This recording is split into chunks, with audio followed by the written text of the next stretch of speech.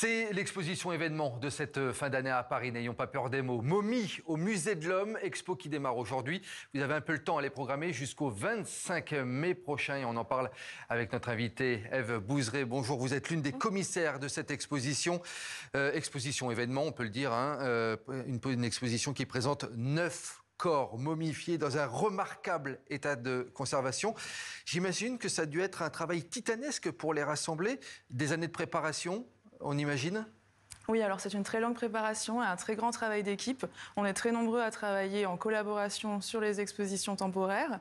De toute manière, nous, on travaille déjà en binôme, en commissaire muséographique, mais aussi un binôme de commissaires scientifiques. Tout un collège de chercheurs autour de nous. Vous en avez 70, je crois, dans vos réserves au Musée de l'Homme des momies. Oui. Nous avons 70 défunts momifiés, enfin 70 corps préservés dans les réserves du Musée de l'Homme et aussi d'autres restes humains dans les réserves. Alors pourquoi ces 9-là? Comment est-ce qu'on les a sélectionnés, les 9 momies vedettes de cette exposition? Alors, nous avons fait un gros travail avec nos collègues des collections pour savoir justement quels restes humains pouvaient être présentés. On a eu une grille de critères justement pour les sélectionner parce qu'on souhaitait raconter l'histoire de ces personnes, raconter comment elles ont vécu ou en tout cas essayer de trouver le maximum d'informations sur elles, mais raconter aussi pourquoi elles sont au musée aujourd'hui et quelles études scientifiques on peut faire. On peut découvrir grâce à elle, en fait. Je rebondis sur ce que vous dites, Ève Bouzret, c'est intéressant, puisque derrière le mot momie, on pense tout de suite à la mort, bien entendu, mais il y a des histoires d'hommes et de femmes, comme vous venez de le dire. C'est ça aussi que vous avez voulu mettre au-delà de l'objet de fascination qu'est une momie.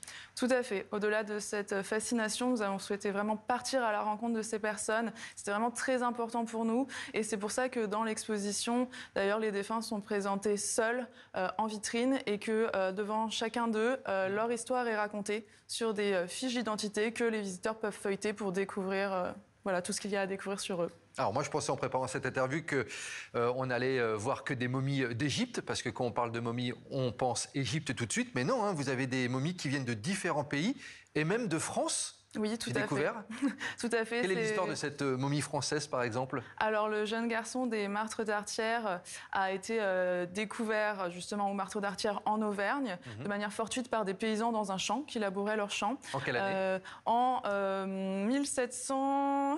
c'est une bonne question. Il y a à peu près 300 oui, ans, voilà. c'est ça? Donc, il découvre ce jeune garçon. Son état de conservation est remarquable, ils le prennent pour un saint et donc il se questionne. Ça remonte jusqu'aux oreilles du roi et du cabinet du roi et donc sur demande royale, le jeune garçon est transporté au cabinet du roi qui est l'ancêtre du Muséum national d'histoire naturelle. Et comment après on a fait la découverte de cette momie par exemple? En fait elle était déjà dans nos collections, dans nos réserves, mais elle a été découverte vraiment fortuitement dans un champ. Par les paysans qui labouraient leurs champs. Alors, je découvrais également que certains particuliers vous ont confié leurs momies. Alors, moi, j'ai découvert donc qu'on pouvait avoir des momies chez soi, c'est ça? Alors, on ne peut pas avoir des momies chez soi. C'est interdit. Après, la législation a des règles très spécifiques à ce sujet. C'est interdit. Néanmoins, justement, la jeune fille de Strasbourg provient du chapitre Saint-Thomas et ce ne sont pas vraiment des particuliers puisque c'est un chapitre, c'est une institution religieuse. Et c'est aussi pour ça que ce corps leur a été confié. Alors, mettez-nous un petit peu l'eau à la bouche, Ève Bouzret. Est-ce que dans cette exposition, il y a une momie phare parmi les 9, celle qu'il faut absolument voir avec une histoire un petit peu particulière? Alors moi, je trouve qu'elles ont toutes des histoires vraiment particulières. Une qui vous a touché, à titre personnel? Plusieurs nous ont touchés. La jeune fille de Strasbourg a une histoire incroyable. Le jeune garçon aussi dont on parlait juste avant. Mais chacun des défunts ont leur propre histoire et ont un intérêt vraiment exceptionnel pour nous.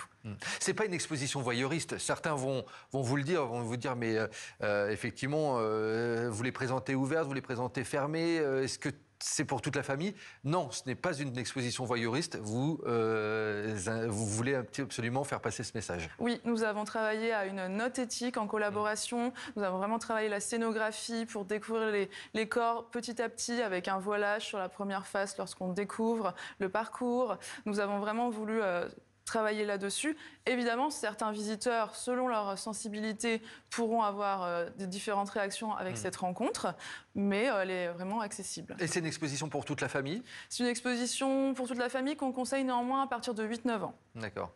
D'accord. Effectivement, c'est une exposition qui va donner envie avec ce mot momie.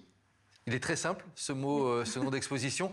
Vous imaginez que c'est un mot qui fait rêver et on va avoir envie de venir découvrir rien qu'en mettant ce mot qui, effectivement, il y a beaucoup de fantasmes derrière ce mot. Tout à fait. Et d'ailleurs, on commence par un petit peu le fantasme avec une introduction sur la pop culture, ce qu'on connaît, les affiches de films, le cinéma, des Lego, tout ce qui peut... Oui, parce que voilà. la momie fait partie de la pop culture, comme vous dites. Tout à fait. Tout à fait. Et après, on déconstruit un petit peu ce mythe d'une momie, le mot qui est assez dépersonnalisant, qui peut être vu comme une chose alors que c'est une personne. Et ensuite, on déconstruit aussi le mythe de l'éternité, le mythe de la momification éternelle. Voilà.